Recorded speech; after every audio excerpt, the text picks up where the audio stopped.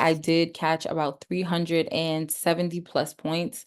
Trading US30, targeting the previous day's low, as you can see here.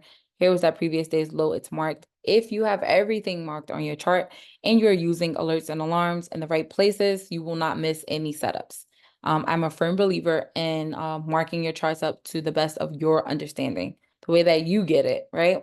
So here we can see that US30 went up into premium, of course, into an area of interest of mine. I was expecting to have some rejection from this area, and I was expecting it to get me to the previous day's low and possibly the areas beneath the previous day's low that is located in discount. We're going to go over to another chart where I can break it all down for you. And hopefully this will help you with your very next setup. So you guys seen on that on the other chart, my higher time frame and what it looked like. This was the area of interest right here. Based on this big institutional candle breaking this low. This candle was my OB candle. And as you can see, price did come into this area yesterday. Let me just mark that again for you guys. Okay, so price came into this area yesterday. As price is moving higher, guys, what I'm doing as an analyst is going back and remembering what price is leaving behind. Of course, guys, as price is moving higher, it is leaving behind lots of imbalance.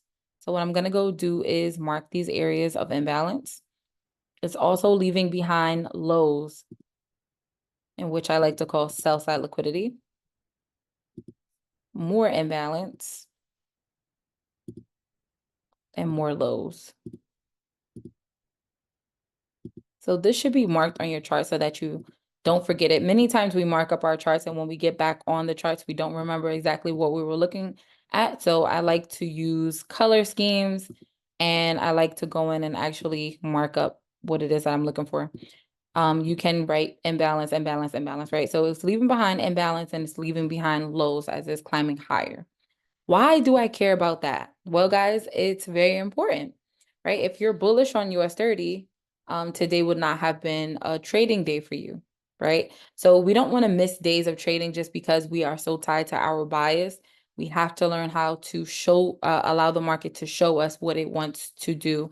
So upon coming into this premium area and this being an area of interest, I started to mark up these areas of imbalance as price was going higher, of course, because I'm expecting price to return to these areas to mitigate these areas. It's not that I'm bullish, it's not that I'm bearish.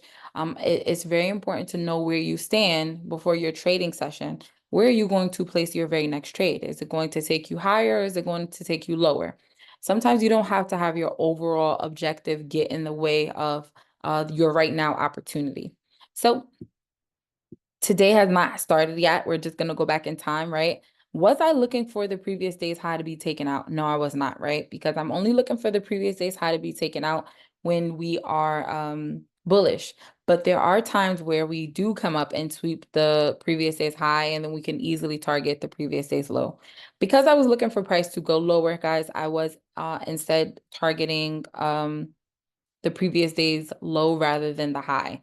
So let's go down to the smaller time frame, which is the 5-minute time frame.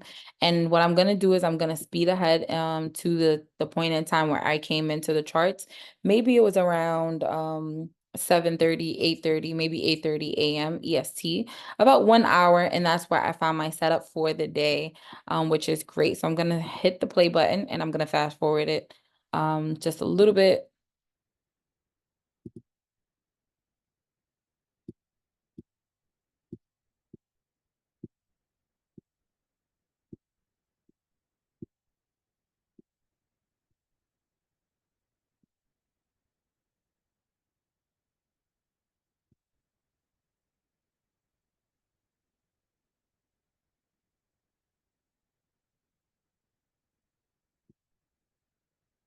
Okay, guys, so I'm going to take out this area of imbalance. This is the day before. This is the previous day's high, where price came into that my area of interest on that daily time frame. How do you know when price is going to go up and take out the previous day's high versus the low? Well, from that area, I was looking for price to go down. And structure would tell me that we're looking for the lows to be broken. We're looking for price to continuously break the low. So here is the first low that was created, not the first one, but on a higher time frame. Here's a low that was created right here, a low. We break it, we come back, we retest this area, we break the low. This area was not retested until a little bit later, but you guys get the point. We're looking for structure to take us down. So here's a low, price comes up, it retests, it fails to break the low. So now guys, before I place my trade, and if I'm looking to go bearish, right? I don't want price to go up and take out the previous day's high. I need price to continue to break low. So here, right at London session, I think 4 a.m. EST, price comes down and it breaks down to the low. Very interesting. So as I get on the chart, is around 7:30, around 7:30, 8:30, I glance at the chart. I did notice this area. You have to become really, really quick with noticing where price is rejecting from. So I noticed this area right here. There is a little bit of imbalance right above it. But I'm like, okay, maybe I already have my area of interest. And let me see. What time is it now? We go into 8:25. Okay, so this is the time where I'm looking. So right now, right, I'm thinking to myself, okay, what is the 9:30 candle going to do? Is the 9:30 candle going to come up and take out this high right here? And if so, then I am going to place a trade within this zone, and I'm going to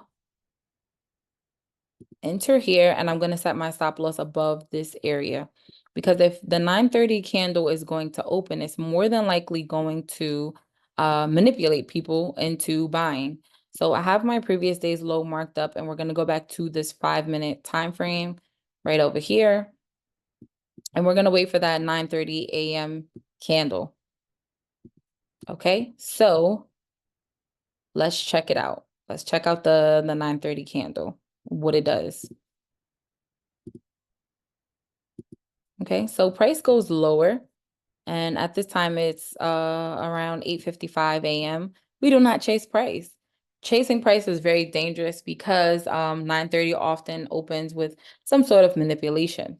So let's continue to press play. And if you're in a trade ahead of the 9:30 and you're looking to go lower, you may be stopped out most of the time if it goes above your stop loss, depending on where you got in. Okay, so price plays around just a little bit, fails to break this low, it goes higher, it goes right back into this zone right up here. It does take out this high, right? It doesn't go above this area. Stop loss secured the trade, and we're gonna watch it go down to the previous day's low, which is right down here, right above that area of imbalance. And let's press play.